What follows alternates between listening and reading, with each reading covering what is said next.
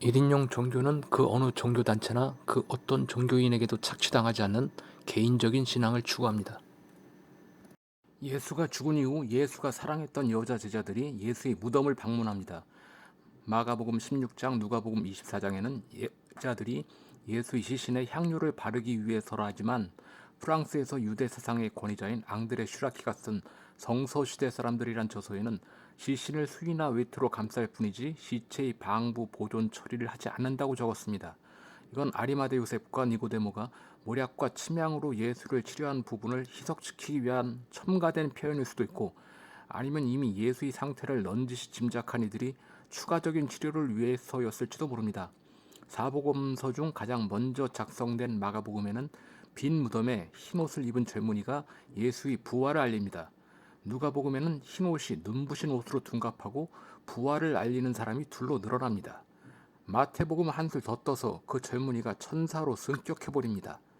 요한복음에는 젊은이나 천사 대신에 베드로가 무덤에 직접 가서 현장 확인하는 장면이 나옵니다. 요한복음에 나오는 베드로 관련 일화는 여자 제자들보다 배짱이 없는 남자 제자들의 체면을 살리기 위해 지어낸 일화 같습니다. 요한복음을 제외한 나머지 복음서에는 남자 제자들이 예수의 무덤을 방문하기는커녕 다들 도망가서 숨느라 바빴기 때문입니다. 마태복음 28장 11절에는 경비병들이 대제사장들에게 보고하는 장면이 나오고, 대제사장은 이들에게 돈을 주어 사건을 무마하는 장면도 나옵니다. 사두개는 부활을 믿지 않으니까 당근 제자들이 시신을 훔쳐갔다고 생각했을 것이고, 부활을 믿는 바리새는 어떻게 했을까요? 죽지 않은 예수를 수비하지 않았을까요? 마가복음 16장 12절에는 예수가 다른 모양으로 제자들에게 나타났다는 기록이 있습니다. 누가복음 24장에는 이 일화를 더욱 자세히 풀어서 기록하는데, 제자들이 예수를 알아보지 못한 것은 동일합니다. 요한복음 20장 15절에는 막달라 마리아 앞에 예수가 나타나는데 예수의 목소리를 듣기 전까지 예수를 알아보지 못합니다. 19절에는 제자들이 모인 곳에 예수가 등장하지만 이들은 예수의 못자국과 옆구리, 창자국을 확인하고 나서야 예수를 알아봅니다. 요한복음 21장에도 제자들에게 예수가 등장하지만 제자들은 전혀 알아보지 못합니다. 기독교인들은 이 상황을 종교적인 신비 같은 걸로 해석하지만 그렇게 복잡하게 생각할 필요가 없습니다. 제자들은 면도한 예수를 처음 봤기 때문에 못 알아본 겁니다. 사람이 심하게 알아 수척하기만 해도 사람의 얼굴이 달라 보이는데 예수는 거의 죽다 살아난 경우이고 면도까지 했으니 못 알아보는 게 당연합니다. 유튜브에 면도한 아빠라는 단어만 검색해도 어린 딸이 면도한 아빠를 못 알아보고 겁내는 장면이 여러 등장합니다. 게다가 예수는 분명 수배령까지 내려진 상태니 얼굴을 못 알아보게 하려고 면도를 한 건 이상할 게 없습니다. 수척한 예수가 얼굴도 못 알아보게 하려고 면도까지 한 건 예수의 부활이 초자연적이고 종교적이고 신비적인 현상이 아닌 우리가 납득할 수준의 사건임을 역으로 증명합니다. 잠언 31장 6절에는 죽을 사람에게 독주를 주라는 기록이 있습니다. 사형수에게 인정을 베푸는 이 관습은 십자가에 매달린 예수에게 신포도주를 준 게 희롱이 아닌 모든 사형수에게 해당되는 관습임을 보여줍니다. 1세기에 예루살렘의 어느 여성들의 모임이 죄수들의 고통을 덜어주기 위해 자비로 구입한 포도주를 제공한 역사적 사실이 있습니다. 즉 예수는 십자가에 달린 자신에게 포도주를 줄 것임을 미리 알고 있었고, SNA의 의학적 지식을 많이 알고 있던 예수는 포도주에 맛 취약을 섞어 자신이 마시게 하는 것도 충분히 가능한 일입니다.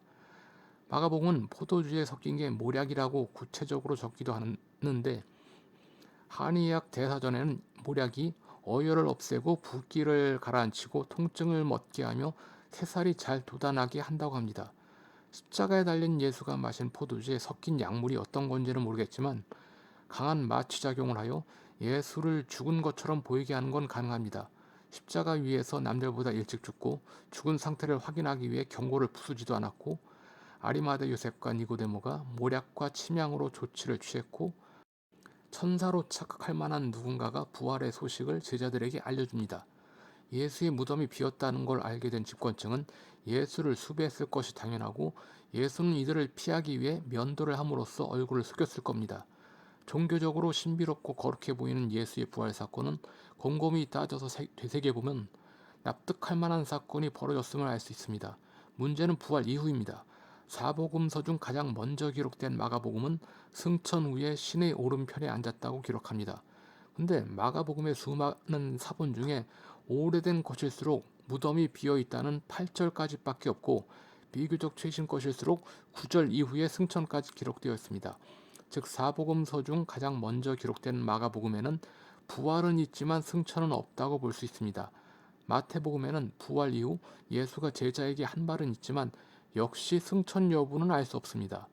누가복음 24장 51절에는 예수가 하늘로 올라갔다는 표현은 있지만 이건 번역상 기록된 것이고 원전에는 승천이 없습니다. 요한복음에는 예수가 제자들에게 당부한 말씀은 있지만 역시 승천은 없습니다. 사복음서 중에 예수의 승천을 명확하게 기록한 건 전무합니다. 마태복음과 요한복음에는 승천의 기록이 아예 없고 누가복음에는 원전에 없는 승천이 번역상으로 존재하며 마가복음의 구버전에는 없는 승천이 신버전에는 수록되어 있습니다. 예수는 부활 이후 어떻게 된 걸까요? 음모론자의 얘기대로 막달라 마리아랑 결혼해서 유럽으로 넘어가 프랑스 메로빙거 왕조의 시조가 됐을까요? SNF파로서 평생을 살아온 예수가 그랬을 것 같지는 않습니다. 그럼 예수가 인도로 갔다는 소문이 맞는 걸까요? 1887년에 니콜라스 노토비치가 티벳의 헤미스 수도원에서 성 이사의 생애라는 문서를 발견했다고 주장했지만 노토비치 자신이 거짓말을 자수했고 헤미스 수도원에는 그런 문서가 없다고 밝혔습니다. 1894년에는 루이 자쿠리오가 아그바르의 편지라는 문서를 발견했다고 주장했는데 이 문서는 예수가 인도의 아그바르 왕에게 보낸 편지라는데 그 편지의 내용이 요한계시록과 너무 흡사할 뿐만 아니라 아그바르라는 왕이 아예 존재하지 않는 인물이었습니다. 이외에도 몇 가지가 있지만 역사적으로 증명이 불가능한 음모론자의 이야깃거리에 불과합니다. 제자들에게 몇 번 모습을 보인 예수는 여생을 어떻게 보냈을까요? SNA인으로서 조용히 살아가지 않았을까요? SNA파를 떠났음에도 여전히 SNA 달력으로 6월절을 기념했고 자기를 그토록 사랑한 막달라 마리아에게 여전히 선을 그은 채 거리를 유지하고 결혼도 하지 않은 예수는 여생을 SNA인으로 살았다고 봐도 딱히 이상하지는 않을 겁니다. 부활이나 승천 같은 신이 이 세상을 창조한 질서와 전혀 어울리지 않는 이야기에 집중하는 것보다 예수를 2000년을 살아남게 한 산상수훈에 집중하는 것이 예수의 추종자들에게 어울리는 삶이라고 생각합니다.